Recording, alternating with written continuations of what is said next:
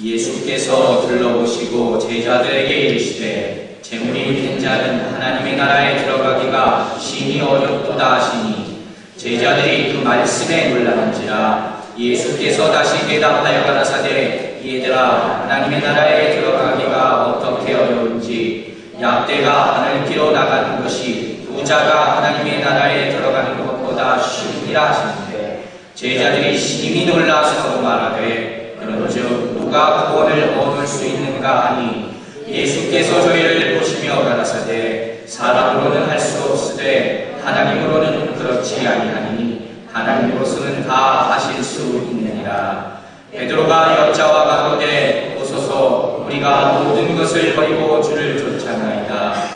예수께서 가라사대 내가 진실로 너희에게 이르노니 나와 및 복음을 위하여 집이나 형제나 자매나 어미나 아비나 자식이나 전토를 벌인 자는 금세에 있어 집과 형제와 자매와 모친과 자식과 전토를 100배나 받되 핍박을 경험하여 받고 내세의 영생을 받지 못할 자가 없느니라. 그러나 먼저 된 자로서 나중되고 나중된 자로서 먼저 될 자가 많으니라.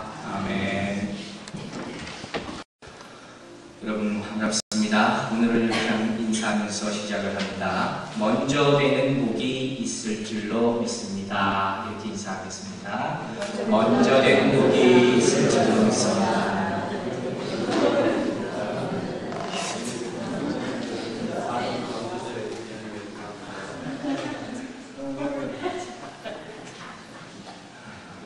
여러분 인생 역전이라는 말 들어보신 적 있어요? 아마 한 번쯤은 이 인생 역전이라는 말에 대해서 여러분 들어보셨을 거라고 생각을 합니다.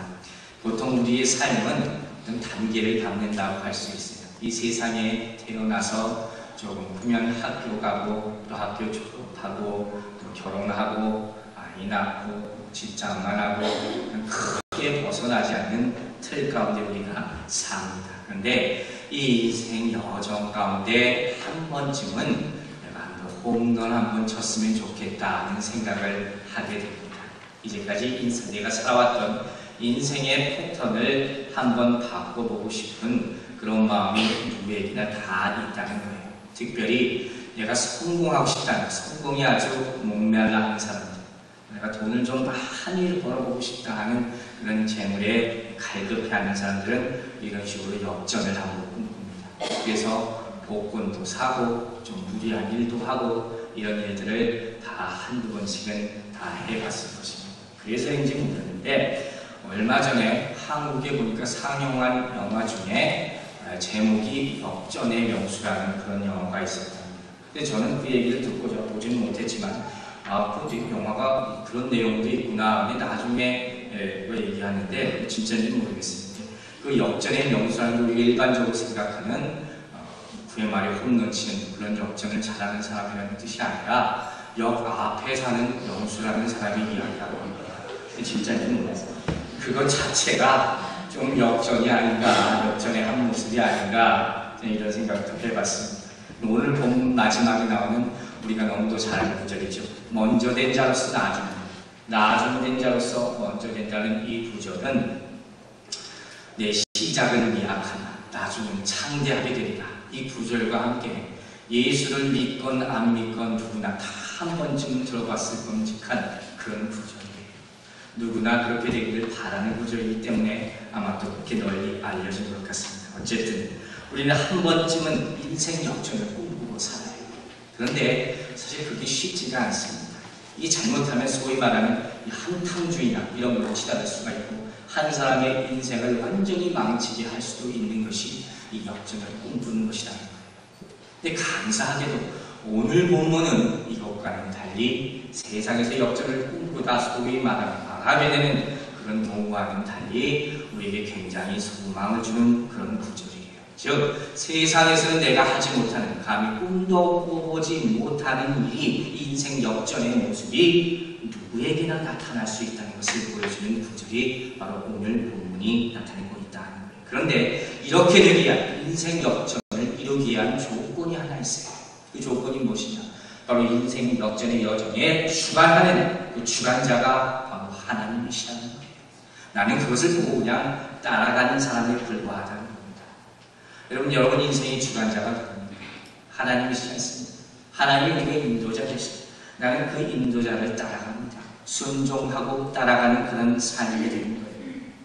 그런데 이런 관계, 하나님이 나를 인도하시고 내가 날 인도하심에 따라서 내가 순종하고 따라가는 관계를 계속해서 지켜나가는, 그렇지 못하느냐에 따라서 내 인생 역전이 성공될 수도 있고 그렇지 못할 수도 있다는 거예요.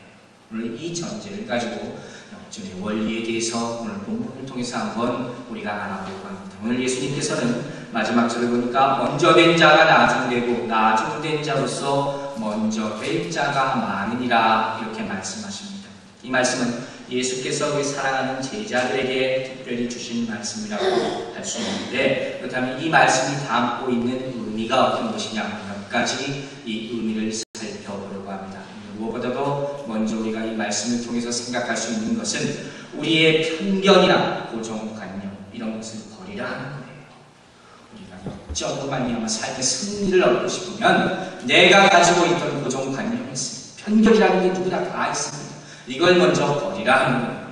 얼마 전에 정말 있었던 일인데 우리 학생들과 이제 방학해서 다 이제 집을 많이 갔지만 저한테 와서 누가 물어봤어요. 목사님, 간이 오른쪽에 있습니까? 왼쪽에 있습니까? 나한테 물어보더라. 이거 정말 헷갈리나 봐요. 이거 물어보는 사람 의외로 많아요. 맹장이 오른쪽에 있습니까? 왼쪽에 있습니까? 물어보면 잘 모르는 사람들 많단 말이에요. 여러분들도 혹시 잘못 알고 있는 분들이 있을까? 또 제가 물어봐서 잘못 대답하면 상처받지 않겠습니까? 제가 묻지는 않겠습니다.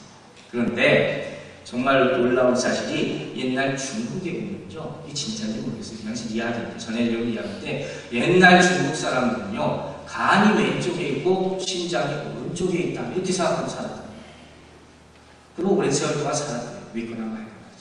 그런데 어느 날 이 신부님이 거기 전도하러 오셨다가, 중국에 오셨다가 그 해부학 책을 중국말로 번역을 하는 과정에서 도와주던 사람이 그 그림 유곽을 보면서 간이 오른쪽에 있다는 것을 처음으로 알았다는 거예요. 이 놀라운 사실이죠.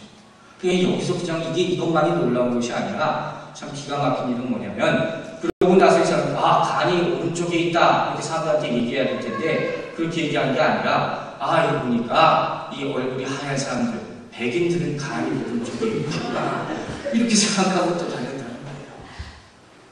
그러면 이게 뭡니까? 이게 고정관념이에요. 내가 한번 이렇다고 생각하면 끝까지나 이렇다고 생각합니다. 다 우리에게 이런 게 다 있어요. 목에 칼이 들어와도 이런 생각 표현할 수 없어요. 죽어주면 안 되는 거예요. 절대로 안 바꿉니다. 내가 잘못된 것을 알고 나도 안 고칩니다. 희한하죠. 왜 그런지 아세요? 다른 이유가 없어요. 왜 그렇겠습니까? 내 자존심이 상하니까 그런 거예요. 다른 아무 이유 없어요. 고쳐야 될 줄 알면서도 내 자존심 상합니다. 그거 못 고치는 거예요. 그런데 또 무서운 것이 다는 그렇지 않을지라도 이렇게 고집세고 자기 편견이 많은 사람들이 또 이상하게 개혁은 굉장히 많은 것입니다. 세상이 바뀌어야 되고 사회가 변해야 되고 교회도 변해야 되고 이런 주장이 가장 많은 사람들이 이런 사람들이에요. 여러분 생각해 보세요. 개혁 가운데 가장 어려운 개혁이 있다면 그게